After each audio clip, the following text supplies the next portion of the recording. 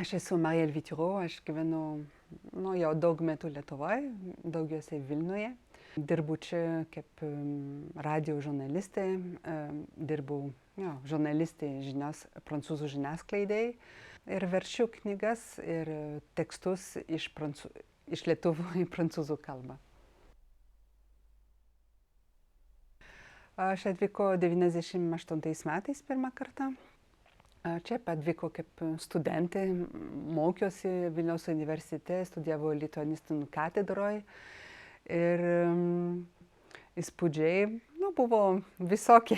Ta prasme, senamiestis atrodė panašiai, bet ir tuo metu kitaip atrodė, vis tiek daug mažiau renovuotų pastatų ir panašiai, kiemai buvo prieinami, buvo galima pereiti per visus kiemus, o įspūdžiai irgi tokie stiprus gana įspūdžiai, nes tiek daug bažnyčių vienoje vietoje tikriausiai nebuvo iki šiol mačius ir visiškai prieštaravo tos pasakojimus apie tai, kad Lietuva yra buvusi Tarybų sąjungoje, kad tai yra pilka šalis ir visiškai priešingybė buvo.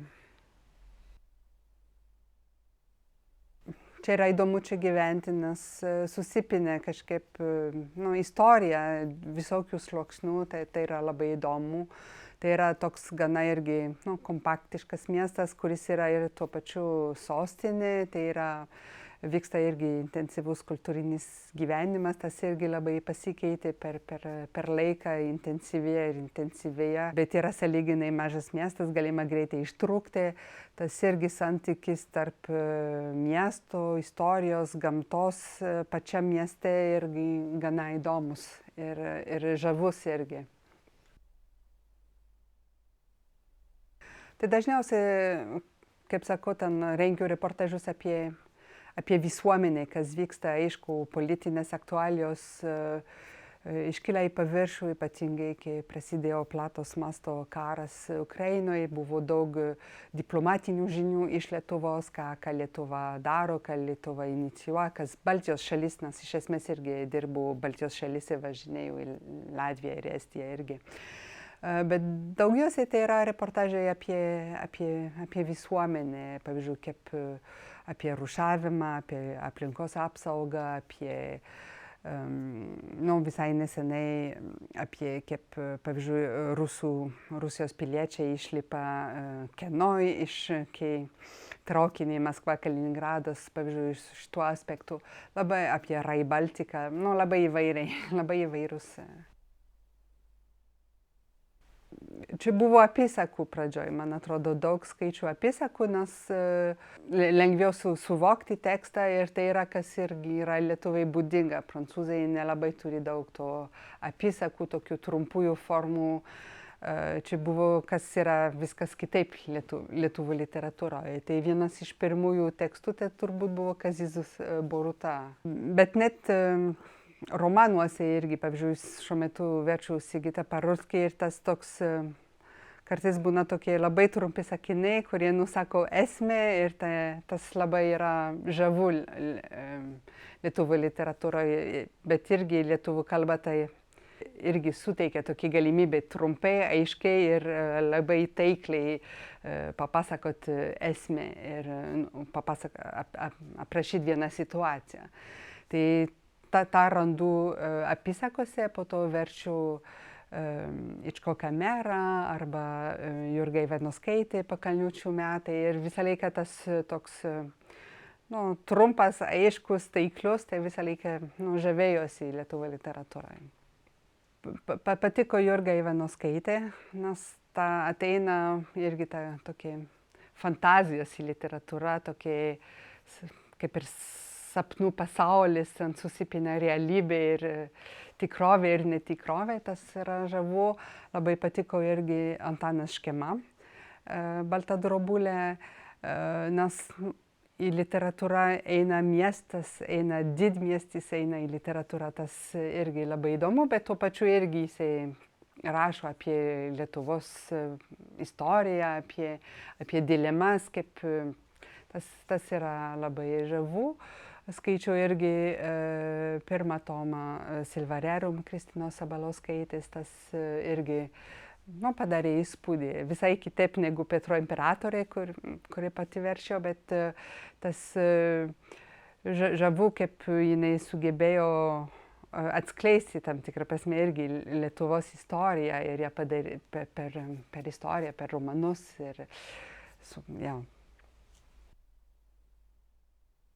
Vienas pirmųjų knygų, kurį verčiau, tai buvo Jono Meko laiškus. Jisai parašė laiškus į Valstiečių laikraštį ir po to ten surinko juos į knygą, tai verčiau šitą knygą. Čia buvo tuo pačiu metu angliškai ir prancūziškai vienoj knygoje. Tai dažniausiai Parulskis irgi tą patį daro, kartais rašoma tu, kreipiamasi į tu, kaip į bendrai ten, ta prasme. Tas buvo sunkiau versti, nes prancūzai neturi tą tu, kaip kai tu kreipiasi į meses, į žmonės, kad interpretuoti irgi tą skaitytoją. Ir visas tas darbas su laikais, pavyzdžiui, prancūzų turi daug praeities laikų, tai visą laiką turim žongliruoti ir suprasti irgi, kaip geriau versti, kad nesuteikti per daug literatūrinį atspalvį ir kad nebūtų per daug tokia kasdieninė kalba. Visą laiką yra sudėtinga rasti tą balansą, nes pavyzdžiui, prancūzai irgi turi labai aiškiai derinti laikus tarpusavį, yra daug taisyklių, ta prasme, o lietuvių literatūroje, lietuvių kalboje ten daug laisviau viskas, tai kartais tenka žaisti ir tai yra vienas iš sudėtingų aspektų irgi verčiant į prancūzų kalbą.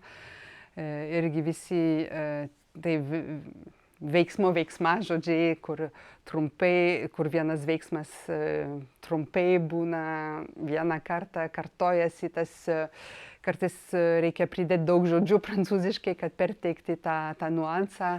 Tai yra irgi iššūkis, kad neapsunkinti, pavyzdžiui, tekstą ir išlaikyti tuos nuansus, pavyzdžiui. Pavyzdžiui, verčiau irgi Sibiro Aiku, kuris yra tas grafinis romanas. Tada dirbu su autorė pati, nes Jurga Vilė yra kalba, rašo prancūziškai. Tai kaip ir padariau tokį vieną juodraštį pirmą ir po to kartu dirbam ir po to, aišku, leidėjas dar daug dirbo, nes ta visa specifika, tas tekstas į tuos burbulius įkišti, kad nebūtų per ilgas, kad būtų pritaikytas irgi paaugliams skaitytojams. Buvo irgi daug darbo, bet buvo įdomu, nes reikėjo, pavyzdžiui, išlaikyti Jurgos Vilės poetinę kalbą, nes gana poetiškai rašo irgi apie Sibirą, nenutiliant skaudžius išgyvenimus, bet tai yra gana poetiškai, tai reikėtų tą žaismingumą kalbos išlaikyti ir trumpą formą tam tikrą prasme. Manau, kad, pavyzdžiui, Sibiro Aiku gana gerai pasisekė, tai buvo jau prieš 2018 metais išleista knyga, tai dėka vertimas į prancūzų kalbą, pavyzdžiui, knygas buvo išverstas į rusų kalbą. Tai atrado, vertimas į prancūzų kalbą padėjo kitiems vertėjams atrasti tą tekstą ir kad jisai dabar išverstas į daugybę kalbų, nesenai į rumunų kalbą irgi. Tai aš manau, yra gana pasisekė gerai, nežinau tiražo, nežinau kiek liko iš to tiražo, bet gal planuojamas irgi filmas tai ir panašiai, tai manau, kad tai yra rodiklis, kad vertimas pasisekė, o Petro imperatorė irgi nemažas pasisekimas turi šiuo metu. Čia yra žinoma, bet prancūzai visą laiką žiūrėjo į Rusiją, link Rusijos, tai plus tas kontekstas, karo kontekstas irgi padėjo, man atrodo, atrasti prancūzam ta knyga kaip dar vienas raktas į supratimą, kas yra Rusija. Tai per kitą kampą ir dėl to, man atrodo, kontekstas padėjo irgi atrasti tą knygą. Aišku, dabar Pavyzdžiui, Valdas Papievis rašo visai ne apie Lietuvą, rašo visai apie kitas temas ir patinka, bet man atrodo, patrauklių gali vis dėlto būti rašytojai, kurie rašo apie savo šalį, kaip jie mato. Vis tiek Jurga Vilė rašė apie Lietuvos istoriją, Kristina Sabaliauskaitė irgi. Man atrodo, kas padeda atskleisti šalį, tai bus raktas, man atrodo, į skaitytojus, nes vis tiek, kadangi Lietuva yra gana dar nežinoma, ta prasme, skaitytojai norės turėti raktą atrasti Lietuvą, kas tai yra, ta prasme. Tad tik vėliau, jeigu lietuvų rašytojai imsis bendras temas, galės būti įdomu, nes tada prancūzų skaitytojas atpažins tą stilių, tą rašymo manierą ir gali tapti įdomu, bet kol kas, kadangi yra nežinoma šalis, svarbu rašyti apie savo šalį. Literatūra bus gana daug išverstų knygų šiam sezonui. Antanas Škėma, Sigita Parulski, Tomas Vaiseta ir dar kiti. Tai bus iš ko pasirinkti, bus ką pristatyti. Man atrodo, kad yra šansas, nes tuo pačiu metu irgi vyks kiti festivaliai, kur akcentas bus Lietuva, kur bus irgi galima rengti visokius susitikimus su rašytojais. Bet čia bus šansas visiems menams, man atrodo, ne tik literatūrai, bus vizualiams menams, kinui, muzikai. Man atrodo, šitoks Lietuva plačiau prisistatys. Man atrodo, šiuo metu prancūzai labai populiari tos autofikcijas, kur rašytojai semėsi idėjas savo istorijos, asmeninėse istorijose arba šeimos istorijose. Tai yra nemažai knygų ta tema, kas, man atrodo, Lietuvai biškai mažiau. Vis tiek Lietuvoje, man atrodo, irgi su rašytojų kmita labiau pradedama kalbėti apie tą virsmą nuo Sovietų Sąjungos į nepriklausomybę. Aišku, prancūzai gal reflektuoja labiau apie karą Alžyre, nepriklausomybės Alžyro karą. Vis daugiau tokių temų arba balsų iš to laikotarpio ateina. Ką galėčiau išskirti. Nežinau, nes pavyzdžiui rengiam su Lietuvos kultūros institutu tokį vertimo ateljė, vertimo seminaras jauniems vertėjams. Ir viena ištrauka vertėm iš Virginijos Kulvinskytės knygą, kai aš buvau malalietka. Manau, kad humoro ten buvo pakankamai. Toj knygoje tai buvo tas irgi, kaip perteikti tą visą, tą visą atmosferą, buvo irgi sudėtinga gana. Tai nežinau, man atrodo, kad netrūksta. Gal nėra humoro, gal yra lietuvotoriai gal gana kandus yra tam tikrą prasme. Daugiau negu humoro, tai man tinka.